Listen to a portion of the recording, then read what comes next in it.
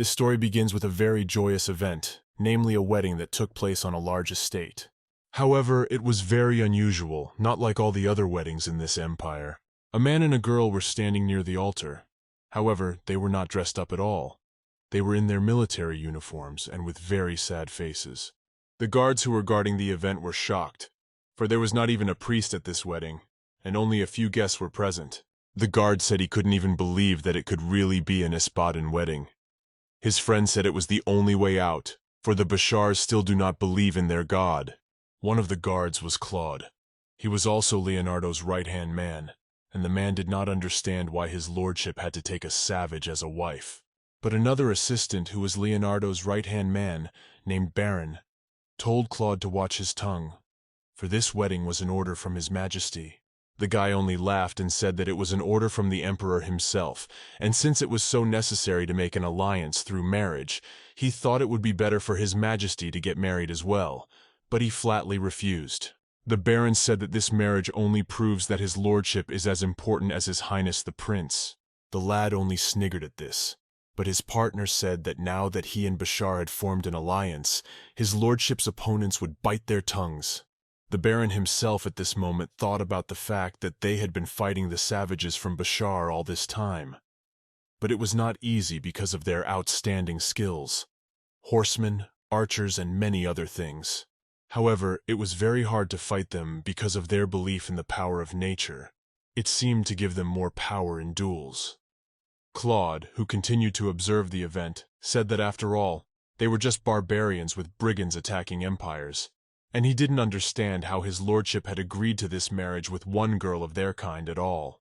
The man who witnessed the marriage finished speaking, and lastly said that from this moment on they would be faithful and responsible in their duty as husband and wife. He then asked that they exchange rings in honor of such a solemn occasion as a sign of their fidelity to each other. The girl and the boy exchanged glances, and then he put a beautiful and rather expensive wedding ring on her finger. The guests immediately began to applaud. But in fact, they were also chattering, not understanding how a duke's wedding could be so small, even with only a few guests present. One man also said that he had heard that they were organizing the whole event in a hurry. Apparently that's why it was so bad. Soon, when the main ceremony was over, they moved on to a cafe that was nearby. There were many fireworks outside in their honor, and everyone was happy. All the guests sat around the tables and celebrated the union. The men drank their beer, happy that they could finally have a good rest. Then one of them said that the new Duchess had organized them a very good even feast. The other agreed with him, and laughing, said also that it had been a long time since they had celebrated anything like this. The dark-haired man also said that she herself was a little surprised when she heard that. After all, they said that the Duchess was as ugly as war, but in fact, she was even beautiful. Friend agreed with the man, and said that he and Duke were both downright perfect for each other. The men laughed, and said that they would probably have a very hot wedding night. For sure they would not sleep a wink. At this very time, the girl who had just gotten married was sitting in their new bedroom with her husband. However, she was completely alone there. This girl's name was Duha, and with a disgruntled face she continued to sit and wait, not realizing where he was even being carried. The girl did not understand why it was so, and suggested that perhaps they had some such custom in the crone to leave the bride unattended on the first night. In fact, Duca had waited like this alone for even a few hours. However, he still hadn't come. The man ran away from her right after the ceremony ended, so the girl thought it was not a good start. Then she remembered the words of her personal maid named Layla as soon as they arrived at this estate. The girl said very cheerfully that he was incredibly handsome. Duca, who was absorbed in her own thoughts, did not immediately realize who she was talking about. Layla then explained that she was referring to the man who would very soon become her lawfully wedded husband. She also said that some people talk about him being a knight of blood, of steel, able to kill any monster with one hand, and also incredibly handsome. Layla added that unlike all those weaklings and cowards with pretty faces, he was a completely different man. Strong warriors too, of course, but nowhere near as beautiful as her future fiancé. Duha smiled upon hearing those words and said that she didn't even know how she could believe her as Layla, and she was constantly being called beautiful. The maid, when she heard this, was very indignant and said that it was because she was considered the ideal of beauty in all the Bashar. Yes, and especially in Krone, elegant girls like her are also considered beautiful. She knew that because she was from Krone. The girl thanked Layla for her kind words, but she could hardly believe it, even after that. The maid was beginning to get very angry, and told the mistress in an angry voice that she should believe her, for it was really true. Duha laughed, and then she said that she didn't really care at all what he looked like. Layla was a little surprised to hear that. But then she wondered what was important to her in that case, since it wasn't looks. The girl thought for a while about how to answer that question, and then she said that what she wanted most of all was for him to be easy to discipline. And now, when Duha sat after the wedding ceremony in the room all alone, she realized that she would not be able to be restrained because she does not know how to find an approach to him, if they do not even see each other.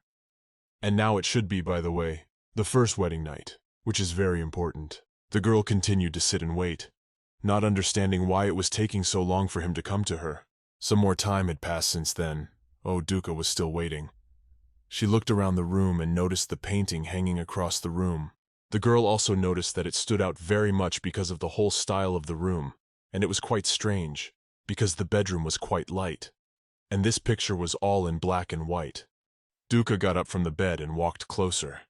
She was about to touch the painting to take a closer look at its pattern. It was too strange for a girl.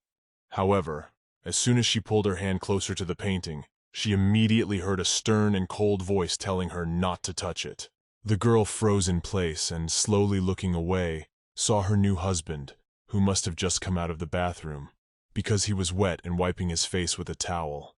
Duha immediately turned to him and apologized. She said she didn't know it was forbidden to do that. Then she inquired if he had finished with his work already, for she was going to go to his office at school on account of his not coming for a very long time. The man, wiping his face, placed the towel on the nearest table and said he'd just forgotten to warn. Well then, looking sternly at the girl, he also added that even though they were now married, but he was not going to share the same bed with her. When the girl heard this, she was very surprised and asked what it was that he was even saying. Leonard, in his turn, explained that they both know their marriage is political and that they both didn't want it to be. So he saw no point in doing any marital duty there. The man turned his back on his spouse and said that she in turn could do whatever she wanted, and he had no objection to it. Before he left, he glimpsed a glimpse of his wife and said that the most important thing was that she not tarnish her new title as Duchess of Esbaden. Duca, when she heard all this, was furious and shocked. The man had already left the room, leaving her alone to deal with her emotions.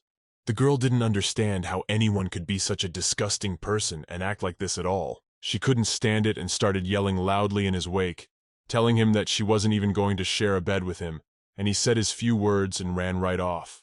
Duha was annoyed that he made himself poor and miserable because he was in this marriage of convenience, and she didn't understand how he even dared to equate her with himself, since she wasn't some love story heroine.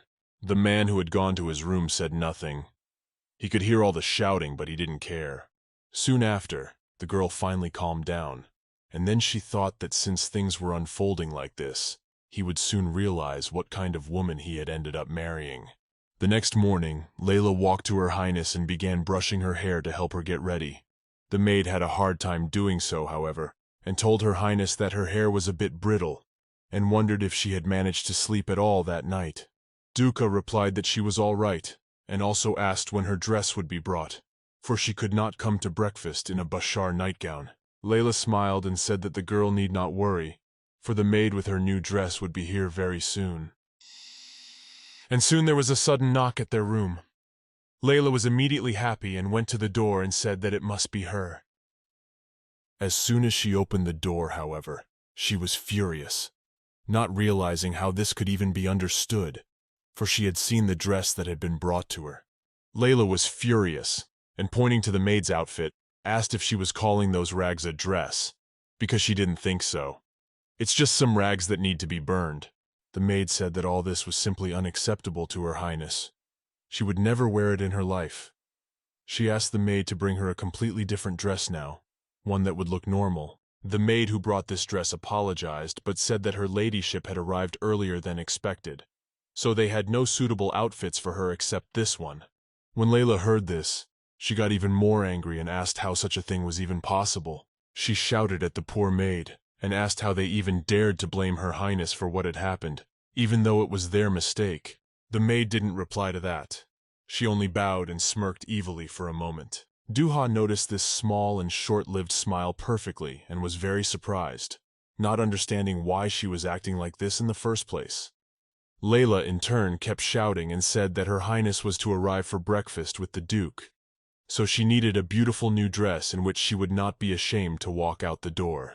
But then suddenly the mistress said that everything was fine and she could leave this dress here. Duca turned to that maid and said that she would dress herself.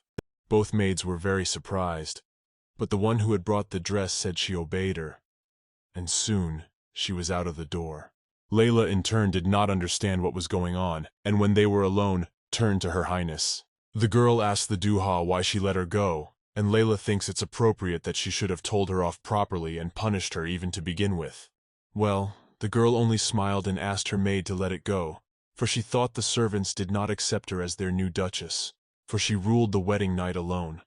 Duha also said that she thinks they probably think she was sold to this Leonard guy in the first place. Layla was about to object, but the girl interrupted her and said that she would certainly not wear such a dress. The maid finally exhaled with relief and said that of course she shouldn't wear that, and asked that maid finally bring a new, better dress. But Duca smiled and told her maid that there was no need to make a big deal out of it. After all, she already had a suitable outfit for the occasion. At this very time, the Duke was already sitting in the dining room waiting for his wife to finally begin breakfast. The man turned to his butler as he looked at his watch and asked where the Duchess was, for it was already breakfast time. The houseworker in turn said that apparently she was changing her clothes, and it took a little longer than they expected. But then suddenly all present in the dining room heard the voice of Duha, who came into the hall and apologized to everyone for the delay. The maids, who were standing on the sides, were very much surprised, for the girl came in a very unusual outfit, and the Duke himself even got up from his chair. He couldn't take his eyes off Duca and couldn't understand why she was dressed like that. In fact, the girl found nothing better to do, except to stay in her nightgown, because she wouldn't wear that dress. The girl calmly, with her head held high and proud, approached the table and took her seat. She then shifted her gaze to her new husband and said, smiling, that apparently they had decided not to start breakfast, but to wait for his wife. The man was still in shock, so for a while he just stood silently looking at her, not understanding how a girl could behave like that at all. Duha, unlike everyone else, behaved completely calmly, and said that apparently she was must admit, excited to try Krona's cuisine for the first time. When Leonard finally spoke, asking in a cold and angry voice what she was even doing, the girl pretended not to understand and asked him what he was talking about. The man, in turn, became even angrier and said that he was referring to her outfit, in which she had come down to breakfast. Duha calmly replied that she had come in it because she had no other dresses. The man still didn't understand how it was possible. He wondered what she even meant by that, for the maid was to bring her new clothes in which she was to come down to breakfast. At that moment, the girl shifted her gaze to the entrance to the dining room, where her personal maid had just entered with her dress in hand. Duha asked with a sneer, "Does he really mean this particular dress?" The man immediately looked at Layla, who was holding the rags. Seeing his astonished face, the girl said that he had, by way of himself, told her that she must carry the new title with dignity, and needless to say, this sort of dress tarnished her honor as a duchess, and that's why she made this decision not to wear it, but rather to go out in her nightie. The girl pushed back her teacup and wondered if it was just the custom in the Espadin family for the Duchess to go about in some rags. She said that since that was indeed the case, she apologized, but she didn't know about such unspoken rules. The man had a very strange expression on his face. He was both furious and even a little sad. Duha, for her part, was incredibly proud of her actions, but as she looked at her husband, she didn't understand what it was with him, and couldn't believe that he was actually offended by her words about the title. In fact, she really wished he had already said something back to her, because then everything would make sense. But the man continued to stand there. But shortly afterward, he took his jacket off his shoulders and threw it over the girl's body to cover all exposed areas. When Duha felt it, she was incredibly surprised. She hadn't expected him to do that at all, so she didn't even have anything to say. The man in turn turned to all the maids who were present in the hall and asked them to answer who had brought the Duchess this rag. The maid immediately got worried. However, one of them said that they apologized and also added that they would now bring in the maid who had made this terrible mistake. Leonard, for his part, said that they didn't have to do that. He asked that they be fired immediately, because he could not tolerate those who did not know their place and overstepped their bounds. The man looked at his wife and said that her words yesterday had almost made him think she was empty-headed. But now he realized it was just her game. Duha smiled. She was pleased with her result, which was what she wanted to get by doing such a prank. Then the girl got up from the table and said that he shouldn't change his way of thinking. She turned around and started to walk off toward the exit, saying she had better things to do than play some games with him, so he might not think he was that great. She also said that she really hates to hear dismissal orders, so she would rather go and rest in her room. When Leonard heard this, he was very surprised. The girl called out to Layla, and the two of them started to leave. The man said nothing. He just looked at them coldly and thoughtfully. When the girls returned to Mistress's bedroom, Layla shouted happily, saying that this was what she had to do. She turned to Her Highness and also said that she had heard that the maid came from a noble family. Also, she had been in love with the Duke for a long time. When Duha heard this, she was a little surprised and asked, "Is it really true?" Layla said that it was true, which was why she didn't want to accept her as a duchess. However, the silly girl didn't know who she was dealing with. The maid also said that it was fine, and she had gotten what she deserved, but she asked Layla to calm down a little, or many people would think she was spoiling her. But at that moment, someone suddenly knocked on their room. Layla opened the door, and they saw a girl who was already of age. She came in with the other maids. The stranger addressed the lady, saying that she was Sylvia, the head maid on the estate. Duha was a little surprised and immediately inquired what had brought her to this place. The girl explained that His Highness had ordered a new dress for her, so Sylvia was going to help her change. When the girls heard this, they were surprised, but Layla was actually very excited about this opportunity, for she had always been on her mistress's side.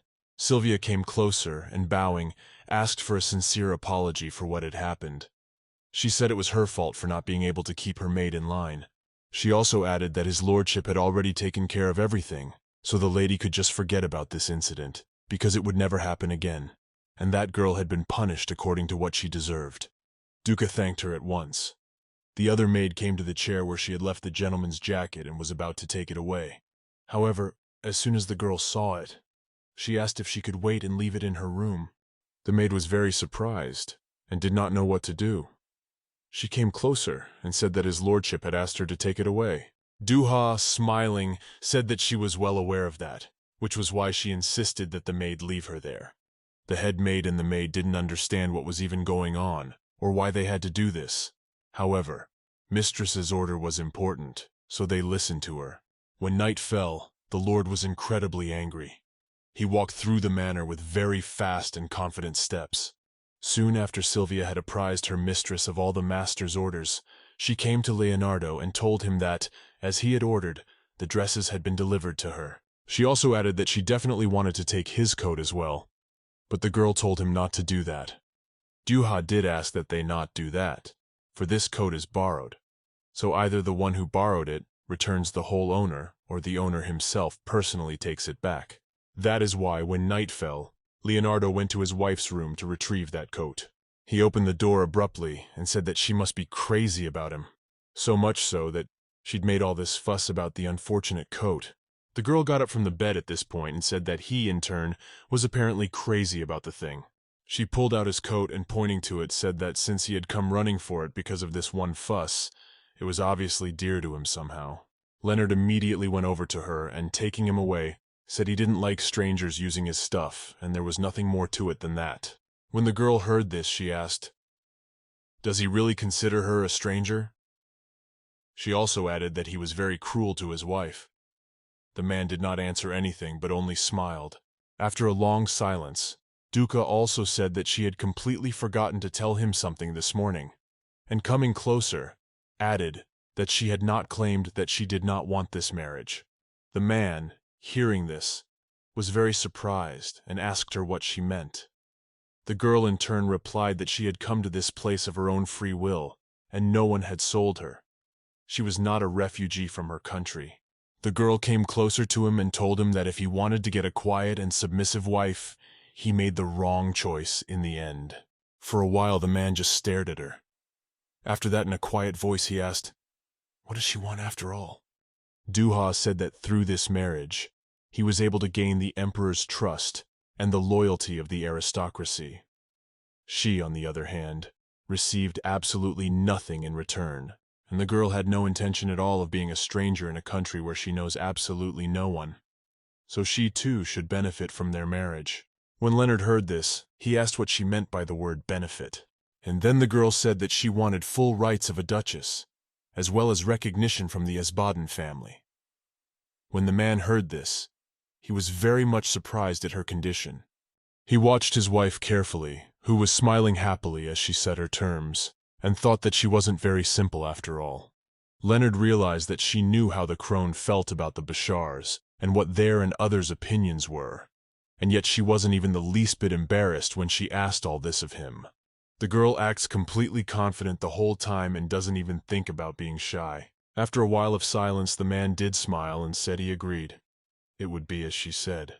To clarify their terms, Leonard said that she will get all the privileges, the titles of Duchess. Before that happens, however, he wants her to do something for him. Leonardo plopped her on the bed and was quite close to her. He said that if she was going to talk about rights, she had to fulfill her responsibilities too. He smiled and asked the girl if she agreed with his opinion. His hand went down to the girl's waist and started squeezing her dress hard. The girl was surprised, but she looked beautiful enough even in this position. When he started to go lower and lower, she suddenly asked him to stop. Leonard was surprised at the girl's reaction because she said it loudly. The man quickly removed his hands and asked what had happened, and wondered if she wasn't prepared for the actions a duchess must perform since she wanted the title so badly. Duha then replied that she was ready for it, but she didn't feel like sleeping with a man she didn't love at all. After a little thought, she said that if he still needed this heir so badly, she could help. Leonard interrupted her at once, however, and told her to just forget it. The man got out of bed and started to leave, saying that he didn't want to sleep with an unloved woman either, so he stopped.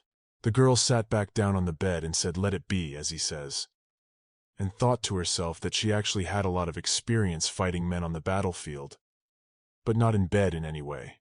And for a second, Duha even began to worry that he had decided to take her by force, because she certainly wouldn't have wanted that. Before he left, Leonardo said that starting tomorrow, and she would have some things to do since she was now a duchess. The girl looked at him in surprise and asked, "What kind of business will it be?" Leonard explained that the duchess had a lot of responsibility, so she would have to live up to her title.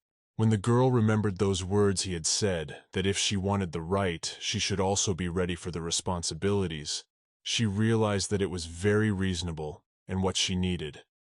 And when she inquired as to what exactly would be her duties as duchess, the man said that those affairs included planning the estate's budget. She will also have to conduct special property transactions, supervise servants, and also some boring social activities to attend. When he saw her pensive face, he said he hoped she would handle these cases and not make any mistakes. Leonard looked at the girl seriously and said that he really didn't want to find out that his wife had damaged the family's honor. Soon he was out the door and down the hall to his room. At that moment, he was thinking that she was certainly ready to make love to him, but she didn't want to do it with a man she didn't love. For a while he even stopped in the middle of the hallway, not realizing why he was suddenly so thoroughly irritated, and all the while thoughts were born in his mind about his new spouse. He couldn't stop thinking about her. The next morning, as the man had promised, the girl had a great many different jobs waiting for her to do. However, as soon as the girl woke up, an incredibly large amount of paperwork immediately awaited her, and she didn't understand how he could swamp her with so much, even though it was her first day. Duca ended up sitting for 5 hours straight, looking through various papers and giving her signatures. The girl thought that a loving husband would certainly not do that to his wife. However, she was not in a position to demand anything, so she had to be content with at least what she had. Soon, a maid came to her and told Her Highness that it was time for her to take a break, but the girl replied to Layla that she was fine and could continue with her duties. However, the maid then said that Sylvia had arrived to see her. Duca was a little surprised, but then looked toward the door and said she could come in. As soon as the head maid came down to their room, she had another stack of papers in her hands. She said she had brought a list of supplies for all areas of the manor, as well as bills. Layla was horrified when she saw the size of the papers. She didn't understand how she could burden her mistress like that, but the girl said she would take care of the work and then she would rest. However, the maid objected and said that she had said the same thing before, and in the end, she was only brought a new job, and she so did not even have time to drink tea. Duha wasn't going to hear any contradictions, so she continued to study the new papers Sylvia had brought her. She became suspicious, however, and turning to the head maid, said that she wished to see all the rooms mentioned in the report, and asked if she would accompany her there. The head maid, when she heard this, was very surprised and wondered if the mistress wanted to go around in person, since the servants could be asked to do it. But the girl got up from the table and said that she didn't trust other people's reports, so she preferred to check everything with her own eye. She threw her cloak over her shoulders to keep out the cold, and said she wanted to walk around the estate herself. She said that she wanted to walk around the estate herself, so she'd know where everything was, so she'd have a good sense of direction. Sylvia was still very surprised at such a request from mistress. However, she couldn't refuse, so she said that she would prepare a round for her very soon. When Layla heard this, she got very excited and turned to Her Highness and said that in that case, she would make them all sandwiches to snack on along the way. However, Sylvia was indignant and said that it wasn't a picnic, so it would be useless to do so. Soon their rounds of the manor began. The first thing they did was go into the kitchen. Sylvia, pointing around, said what was where. Pointing to the right side, she said that that was where all the food was stored and where the meals were prepared for his lordship and the people of the manor. The cooks, who were busy with their work, suddenly saw the lady and were very surprised, not understanding what she was doing. They kept on talking, saying that she was from Bashar, and they thought that they were all wild barbarians, but the girl actually looked very nice. When the Duha heard this, she smiled. Then she went to the meat that was hanging on the hook and asked why it was hanging completely raw, for it would spoil very quickly. Sylvia said that in fact, that was usually the case. However, this hook is magical, and it was specially made for storing food. The moment the meat is hung on it, it freezes. When the mistress heard this, she was very surprised. She didn't expect that there could be magical things here. Layla walked over to the meat at that moment and touched it and told mistress that it was really ice cold. The head maid in turn said that it was only natural that they found it strange, for magic was not used in the Bashar. But one of the strongest mages in the empire, the master of the White Tower, lives on their estate. His name is Mr. Zirian, and he is the one who creates such tools for them, which make their lives easier. But Layla, then entering the conversation, said proudly that the Bashar, in turn, utilized the power of nature. Magic, however, required payment, which the forces of nature did not. The girl also said that Her Highness comes from the Wind Tribe, and they can control it, and even predict the future it whispers to them periodically. Sylvia said nothing to that. She was silent for a while. Then she said that the side effects of magic grow depending on the level of the sorcerer. But at that moment some man came running into their kitchen and turning to Madame said it was very urgent. The girl looked at him in surprise and asked, "What is it?" and also why he came exactly during the rounds. The man, in turn, said that they were training a horse, as suddenly it kicked one of them, and now he is not breathing. When the girl heard this, she was very surprised. Sylvia came closer to him and asked him what it all meant. The man, in his turn, kept shouting and said that he was asking to call a doctor because the boy was dying in front of his eyes. The eldest maid asked irritably where the stableman was looking, but the man had no time to answer, for the lady spoke. She asked in a confident voice where the stables were, and requested that she be taken at once to the wounded man. Soon they all came to the stable, where the guy could hardly breathe because he had been hit hard. The man was unconscious, and his partners tried to wake him up, Although it was absolutely useless, the men were very worried about when the doctor would come. One of the guys started yelling, saying that those damn doctors don't go to hungry people like them. And Paul, much less, wouldn't even give them money for medicine to keep their partner alive for a little while. But at that moment they suddenly heard a woman's voice they had never heard before. She asked angrily what they were doing. When the men turned around, they saw a duha who came in and started rolling up her sleeves, saying that a man with a broken sternum should not be put on his back. She asked that they sit him down and lean him against a tree. The man who was sitting next to the victim looked at the girl in surprise and asked who she even was. Duca in turn began to tear the fabric off her dress very quickly, and when the maids saw this they were horrified. They didn't understand what Mistress was even doing. Sylvia couldn't stand it and shouted at her to stop doing that, but the girl did not listen to her and continued to tear pieces from her dress. Then the head maid turned to all the other men, asking what it was they were staring at, and requested that they turn away quickly and not even peek. The men did, of course, so Sylvia went up to Her Highness and told her it was terribly indecent, and in front of all the servants. But Duca didn't listen to her. She bandaged the guy's torso and told him to call a doctor as soon as possible, because she had been in an ambulance for the first time. When the maid heard this, got very panicked and said she couldn't do that. After all, they only treat vassals of the manor. But the girl did not want to hear all this, and told her to go and get a doctor right away, for the man's life was in danger, and it was not the time to think about its origin. For a while Sylvia just stood there looking at her mistress, but then she realized that it was better to do her bidding after all, so she said that she would bring him over now. The other stable workers looked at each other in surprise, all the while looking at the mistress. Duha, in turn, got to her feet and looked around, asking who was in charge in this place and why he was nowhere to be seen. The girl raised her voice and told them to bring him here now, for she must speak to him.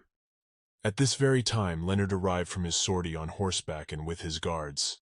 As soon as the man rode into the grounds of the estate, he got off his horse and told one of the knights that he had returned and believed everything was in order.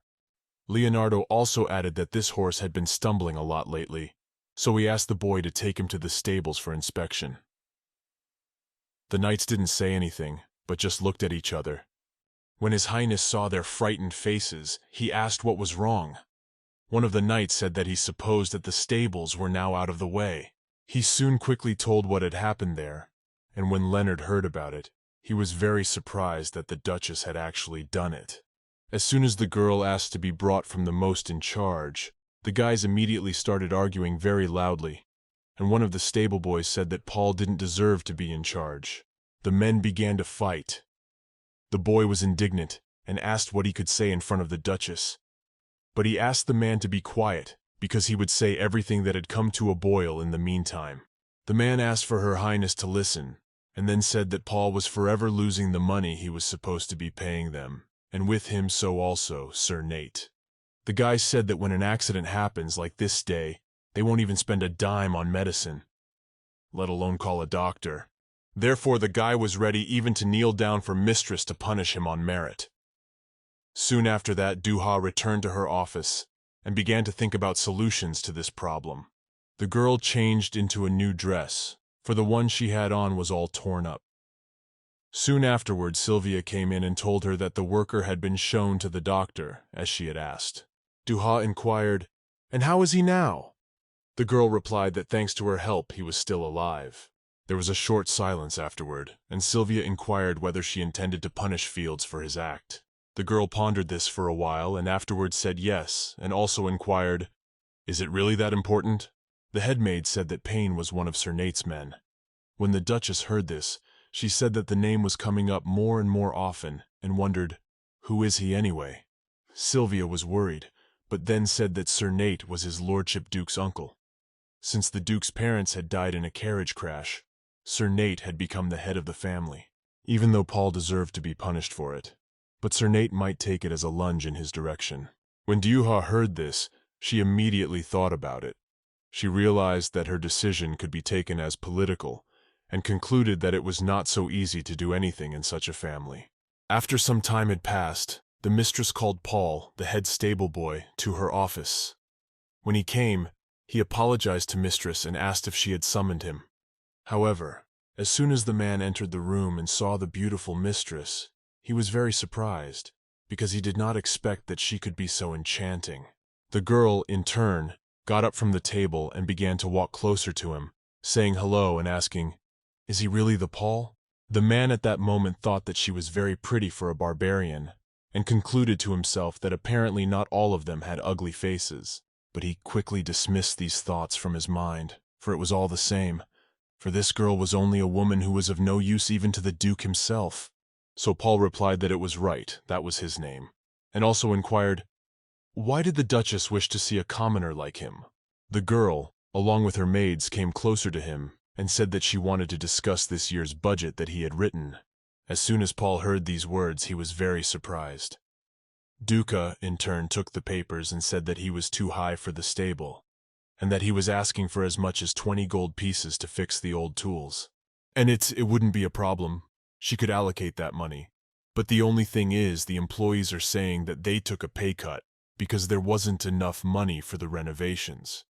So she asked him to explain this whole misunderstanding. Paul thought about what to say for a while. Then he exhaled heavily and asked her if she thought he had taken the money for himself. The man turned to the Duchess and said that both things cost money actually, and the expenses the common laborer has no idea of. Then he smiled and added that in their homeland they were not particularly fond of counting, and now he could see why she was confused about the calculations too. When the Duha heard this, she was so much astonished that she did not even have time to reply. Layla, in turn, was very angry and told him not to talk to the Duchess like that. Paul folded his arms across his chest and said that he didn't actually mean to be rude. It was just really true. He has heard that they only know how to shoot a bow in Bashar, so she may not even know the numbers. So he doesn't understand how she can tell him anything about budget allocation. Duha was prepared for this reaction of the stable boy, so for a while she stood silent, only smiling. The girl started to move closer to him, and said that she recognized that she was wrong, and she needed to get a better handle on the situation. Paul laughed at that moment, and said that he was very glad that she had finally understood. Paul laughed, and said that he was glad that she had finally understood. However, the girl who came close to him kicked him with all her might right in the stomach, because the man hadn't expected such a turn of events. He didn't even have time to cover himself. He held back his pain with all his might so that he wouldn't cry, because it was really incredibly strong. Sylvia, who was watching all this, was very surprised at this behavior of her mistress. She had not expected the girl to be capable of such behavior. Paul couldn't stay on his feet any longer at this point, so he plopped down on the ground and breathed heavily, coughing. Duha at this point raised her head proudly and asked if she now looked like Varvar. The girl was very pleased with her action and the blow. She then went to the head maid and asked that she compare last year's budget for the stables with the actual costs and calculate the difference between it all. The maid was still in shock at what was happening, but of course she agreed, because she realized that if she didn't, it could be worse. Mistress then said that if they did not count a single coin, Paul would be dismissed from his position and banished from the estate in disgrace. When the man heard this, he was very surprised. He realized that his plan was failing, and then he began to shout, saying that she could not do this. The man started to get to his feet, asking if she realized, though, who had appointed him head stable boy, and Sir Nate, when he found out, wouldn't just let it go. Paul says she has absolutely no power either. He imagines how angry the Duke will be when he finds out she fired his uncle's subordinate. But the girl interrupted his conversation and said that, in fact, he had authorized her. The stableman, hearing this, stammered and asked how it was possible. Duha said that he had heard everything correctly. Duke Isbaden had personally given her the right to manage this estate and showed him the letter with the order. She said in a cold and solemn voice that he must have thought she was only a doll who did not know her place. The girl crouched down to be level with Field's eyes, and said that even though he was the one who was an incompetent and lazy fool who had gone too far, he wouldn't admit his mistakes and was only getting more insolent day by day. The man didn't answer anything to that. He was incredibly angry and did not know what to do in such a situation, but the girl turned around and said that she was finished and he could leave. The mistress then turned to Sylvia, requesting that she begin her calculations immediately. As the Duha was about to go to her desk, She heard the field whisper calling her an arrogant, wild idiot. The girl immediately stopped and slowly turned around to him and asked that he repeat what he had said. Paul would not hide his words, so he said that she was nothing of herself, and in this estate she was but a barbarian, a stranger to them all. The man was so angry that he even ran up to her and grabbed her dress, saying that the Duke had only married her because the higher ranks had refused to do so. He wondered if she was really trying to build herself up as a real duchess who had any power at all. Duha, when she heard this, was very surprised, and when the man saw her confused face, he asked if she didn't know all this. Layla couldn't stand it at that moment and started yelling at the field, asking if he was crazy to do such a thing. But the lady interrupted her maid and told her to stop. Paul at that moment went on. He said he thought he had not had the courage to tell his bride to her face that she had been rejected before she arrived. Then he asked her if she wanted to know why he had chosen her. He was about to tell the story, but suddenly a voice interrupted him and asked him if he had finished. Paul, who continued to hold the lady by her dress, turned towards the entrance and saw his lordship. He was very surprised and even frightened, for he had said a great deal of unnecessary things. Leonard, who was still in his armor, looked angrily at the stable boy and repeated his question if he had finished speaking already. Paul immediately let go of the girl and turned to his highness in a trembling voice, said that it was not all what he might have thought. Duha, who was watching all this from the side, realized that her husband had come in armor and assumed that he had probably just returned from a monster mopping up mission and hadn't even had time to change. But another thing troubled her. She did not understand why he had come suddenly. Paul at that moment followed the gentleman's gaze, which was directed straight at the girl. The man fell to his knees and said that he deserved to die for his transgression. However, I must confess that he had no choice. When Layla heard that, she was ready to attack the man herself, just so that he would finally stop lying. But Paul in his turn continued. He said that her ladyship had struck him for no reason at all. He lowered his head and begged for leniency. Of course, the man wasn't the least bit sorry, for he knew that if a gentleman contacted him, it meant contacting Sir Nate directly. And for this idiot's sake, he was sure the man wouldn't go for it, for sure. After a brief silence, Leonard asked in a cold voice why he was begging for forgiveness when he himself knew he deserved to die. The man was very surprised at this behavior of the Lord. And then, looking up, he saw that he was pulling out his sword from its sheath. Leonard pointed it toward Paul's head and said he should have thought of the consequences first before touching a married woman. The stable boy was incredibly surprised by this behavior of his lordship's and already wanted to ask what he was doing, but he didn't make it out in time. The man moved his blade closer and closer to his throat. Paul was immediately alert.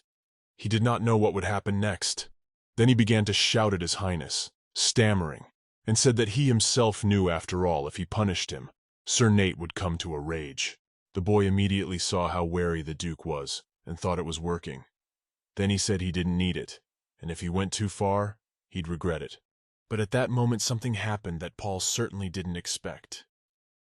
The maids, when they saw it, were also amazed at the sight. Leonard could not stand this behavior and cut the stableman's hand so badly that it even bled a lot. Paul immediately cried out that he was in great pain, for he had cut his hand quite deeply. Leonard began to wipe the blood from his face and said that he had been very rough and limited. He also said that the guy has harmed the Isbaden family, and as I am its head, he should not stay away but take some action. He turned to the knight who had come to them and asked that the lad take him out of this hall as soon as possible. Paul at this point kept whining about his arm hurting really badly as he was led out of the room. When they were alone, Leonard turned to his wife and asked if she was going to let all her subordinates grab her by the collar. Duha immediately frowned and said that she could have handled it calmly herself. There was no need for him to spill blood. There was complete silence in the room for a while. But then Leonard said that he didn't want any rumors about her having breakfast in her nightie and fighting. Besides, with his subordinates at this point, he moved closer and began to adjust the collar of her dress. When everything was perfectly smoothed out, he started to leave and said that he really hoped that in the future she would behave as befitted a duchess and not get involved in these kinds of conflicts again. At that moment, Layla immediately approached the girl and began to ask if she was all right. Duca, in her turn, just stood there and looked at her husband. Then she shifted her gaze to the floor, where a great deal of blood had been spilled, and didn't understand why he had done that in the first place. "You have interfered in this matter, Duke? So now this Sir Nate will certainly not be left out." And the girl wasn't sure if it was true that it was all just for the honor of the family. If so, she still doesn't understand why Leonard would stare at the fields with such hatred. When night came, Sylvia went at once to her master and told him everything in detail of what had happened when in the stable. When Leonard heard this, he was very surprised. He said that it was actually the first time he had ever heard of a noble lady going to the stables and saving the life of a servant. The head maid was silent for a while, and after that, she said that her ladyship was trying very hard to fulfill her duties. So she asked her ladyship to understand and forgive her if she did something wrong. Duke said that if she had been so eager for it, she wouldn't have cheered for PSU stalwart Nate. But the maid protested and said that not many people are capable of such behavior. She, too, had grown up in a noble family and understood that a girl did not always behave properly as a lady should, and yet her actions may go against decency, but not morality. She acts reasonably, showing compassion even for her servants. Sylvia smiled and said that putting aside her title, she even admired her as a simple person who also had compassion. Leonard, after listening attentively to his maid, folded his hands on the table and said that apparently she had indeed taken a liking to her, but he asked that she not allow any rumors to spread about what had happened, for she would be held personally responsible for any leak of what had happened that day. Sylvia was well aware that this would be the case, so she was prepared to bear her punishment if anything happened. So she replied that everything would be fulfilled. The man at this moment looked out the window and with a smile on his face thought of his wife, who was a very challenging woman. He couldn't even figure out how to deal with her at all, even though he'd gotten her to be his wife. The next morning the Duha came down first for breakfast, and when she saw that Leonard was late, she said she was very surprised at that. The girl smiled gently at him and asked if he was okay. She was wearing a soft pink dress that fit her perfectly. But in truth, Leonard was not as pleased as the girl, for the vassals questioned him all night long. And it was all because of Duha. He said in a quiet and tired voice that the meeting had gone on longer than planned, that's all. The girl decided to proceed with the method of total denial and asked, "Is it really because of her?" But she was very diligent in performing all the duties of a duchess. However, as it turned out, she only caused more trouble. Leonard was silent for a while, and afterward he took to his wine glass and said that it would be better if she managed to do everything with dignity. And he took a sip of red wine. He said that even though it was not without its problems, the deed was still done. Duca was very surprised when she heard all this. She had expected him to scold her very much, but he didn't even make a remark. At this moment, however, their peaceful repast was interrupted by a knight, who ran into the hall, addressing his lordship, and said that urgent news had come from the capital. Leonard was alert and immediately inquired what had happened. The knight, after a little breathing, said that His Highness, the fourth prince, would soon arrive in their duchy. When the Duke and Duchess heard this, they were incredibly surprised, especially Leonard. The maids, who were present in the hall and heard all this, immediately began to whisper. But Duha herself did not understand what was the matter. And who was this prince, because of whom everyone was afraid? After a long silence, Leonard turned to the Duchess and said that when the prince arrived she must enter her room and not come out until his departure. The girl was very surprised and asked why she had to do that. However, the Duke did not answer this question and told her to just do what he asked. At this moment, a man with bright red hair was riding a horse through the forest and looked around and told his guards that the weather was incredibly marvelous that day. He was actually excited and thought the day would get even better when he finally met the Duchess. When Dayuha tried to inquire what such precautions were for, the man evaded her questions by saying that he would inform her that she was not well, so she should sit in her room. He also said that surely the many cases she had for the day were tiring her out, so she'd better go and rest properly. The girl still could not understand what was going on and why all this was being done. She asked him if he was ashamed that she was from Bashar. When Leonard heard this, he was very surprised and immediately asked where she got this conclusion from. But the girl insisted and asked why he had sent her away, and if he wanted her to treat him with understanding, then he should tell the truth. For a while the man just sat there looking at her, but after that he turned around and said he had no use for any of this. Of course Duha had to give in and go back to her room, and as she sat at her work, even the pen broke from her anger. Layla was immediately worried, for the pen was very expensive, but the mistress did not listen to her. She was absorbed in her own thoughts. The girl still didn't understand how she could even allow for a second the thought that he might have changed. For on this day, he had once again shown his indifference. After a short silence, the Duha turned to the maid and asked when the prince would arrive. Layla replied that she was informed that he would arrive by tomorrow morning, and the whole estate was in a great turmoil. The maid said that he was a member of the imperial family, so she didn't understand how it was possible for him to barge in uninvited. It is because of this that all the servants are now very fast and trying to work to organize everything in the best way. She also said that she had heard that he and the Duke were quite close. Yes, all princes make good relations with the nobility in order to attract as many allies as possible. The Duchess, in turn, inquired whether he would not inherit the throne, for he was the fourth principal. Layla said it was quite possible. However, the three eldest princes have already died, so he's second in the line of succession, and he's said to be far from on good terms with his sister, the current heir to the throne. When Duha heard all of this, she thought hard and realized that he was the second heir to the throne who so needed Asbaden's support. Afterward, she inquired what else she knew about this mysterious prince. The maid thought for a while and then said that he was still spoken of as an unfortunate prince. The Duchess asked in surprise why exactly he was unhappy. But the maid said that he was good-looking and led a promiscuous life. However, to be honest, this is the result of shock. His first and second wives died in an accident. Layla said in a quiet voice that the girl was very lucky she didn't marry him. Since then, the deaths of the prince's wives have betrothed fate itself to the life of the widower. It is a grim enough story, but true. At this time, Sylvia turned to all the maids. She asked everyone to check that there was enough food and to get the best wines for the celebration. She said that early arrival is no excuse for them. It is their responsibility to welcome guests properly. The maids immediately said they would do everything in the best way. The maid was silent for a while, after which she pointed somewhere to the side and said that, when His Imperial Highness arrived, she would meet him personally, and servants who were not familiar with his behavior would not take part in the event.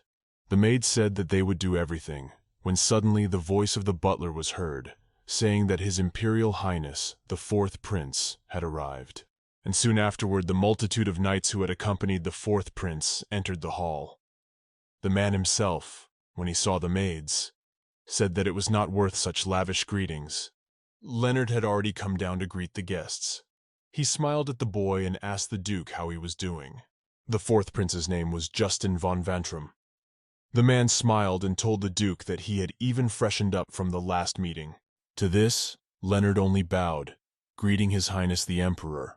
But the man was displeased with this behavior and said that he didn't like all these formalities again. However, the Duke said that lunch was ready, so he wanted to escort him to the dining room already. Justin smiled and said that was fine, seeing as he was hungry from the road. They were about to go to the dining room when suddenly the prince stopped and asked where the Duchess was, for he wished to meet the one who might be his wife. Leonard was silent for a while, then apologizing, said she was very unwell, so would not be able to attend dinner with them. Justin asked in surprise if she still hadn't set off after the long drive, and added that he was sorry she had laid down just before his visit, because he would have liked to see her pretty face. Soon they came to the dining room where the table was to be set, and he said that it had been a long trip, and he was starving. When they came to the table, Justin said that his sister was an intelligent enough woman, but not at all suitable for the role of empress. And the man thinks that no matter how smart she is, it's not enough to run the state. You have to have other virtues. Leonard said that as far as he knew, Her Highness was in reasonably good health. The prince agreed and said that she is also still very strong in magic. With healing magic you can rule the whole world and live and almost forever. He wondered if the Duke agreed with his opinion. But at that moment Justin finished the last drops from his glass, and turning to the maid, said that his glass was already empty, so he wanted wine. The maid was very much worried. She thought of Madame Sylvia's withdrawal, but she had been told not to do anything without her permission. So the maid simply stood still and held the decanter with trembling hands. But the man turned to her and asked if she had not heard his request. The girl, because she was so nervous, immediately shouted that she would bring everything.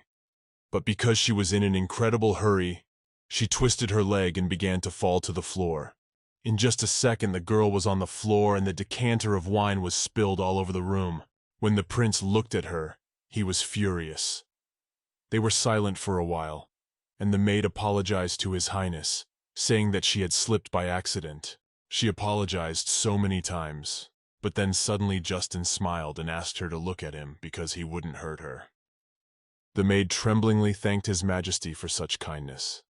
However, he grabbed her by the hair at that moment and asked her what kind of maid she was, who could even pour wine for the Lord. He squeezed her hair tighter and tugged it upward. The girl even cried out in pain because it was really very hard. The man asked her if maybe she should be taught a very good lesson so that she would remember how to behave. But then Leonard suddenly intervened in their conversation and asked His Highness to stop doing that. The prince immediately turned his gaze to him, but continued to hold back the maid's hair. He asked in surprise what he meant by enough, since she had disrespected him. But Leonard replied that it was unnecessary to reason, and he reminded her that they were in this place on the occasion of his wedding, and not to work things out. He also said he would talk to the head maid about the mistake. All measures would be applied to make her realize her guilt. He became very angry, so he asked Justin to complain about her immediately and stop holding her hair. The prince gave the Duke an irritated look, and in the end he had to let the girl go after all, since he was asking so much. Leonard at this moment thought of Justin, who was nicknamed Miserable, and lost his head from the shock of losing his wife. But in reality, he's a cruel man who beat them to death with his own hands. He's downright obsessed with all women without exception. So Leonard wasn't about to let this idiot see his wife. Some more time had passed since then, and the men had finished the food that had been brought out to them. Justin said that since they were done with lunch, he wondered if they should talk somewhere else, somewhere more comfortable. Leonard said they would do as he wished. As they walked to the hall so that they could have a proper conversation, the prince turned to the Duke and asked him to tell him what the Duchess looked like, for many talk of her being ugly. He looked him straight in the eye and wondered if it was really true. Leonard at that moment began to remember the face of his girlfriend, who was really incredibly beautiful, and even blushed. Because the man didn't answer for a long time, Justin asked if he was offended about something. But the man immediately replied that he wasn't at all. The prince at this time sighed heavily and said that he felt very sorry for him. After all, he would like to take one look at her, be horrified and verify the rumors in person. However, on the other hand, it would even be embarrassing if a princess from an allied state died as a result of an accident. He smiled, and also said that in the end, he was even glad Leonard had married her and not himself. The Duke at that moment went into the hall and opened the door to the balcony. Justin looked at him in surprise and asked what was going on. Leonard looked to the side at that moment and saw the silhouette of a girl who quickly ran across the balcony. He replied that there was nothing of the sort there. This very time, Duha had already run back to her bedroom, and when Layla saw her, she was wondering to her surprise why she was back so early.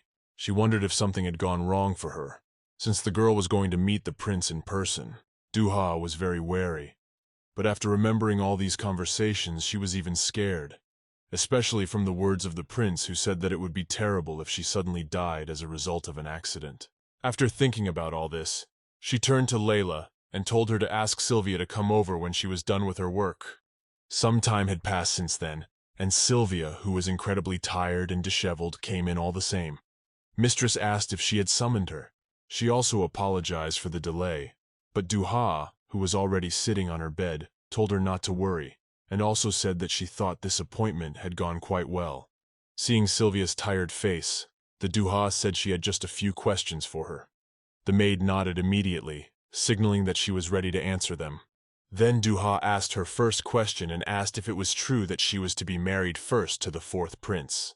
She told Sylvia, who had an incredibly surprised face, that there was no point in denying it, for everyone knew it besides her. Duha said that she had originally assumed that he didn't want an arrogant girl as a wife. However, now she thinks the reason is something else entirely.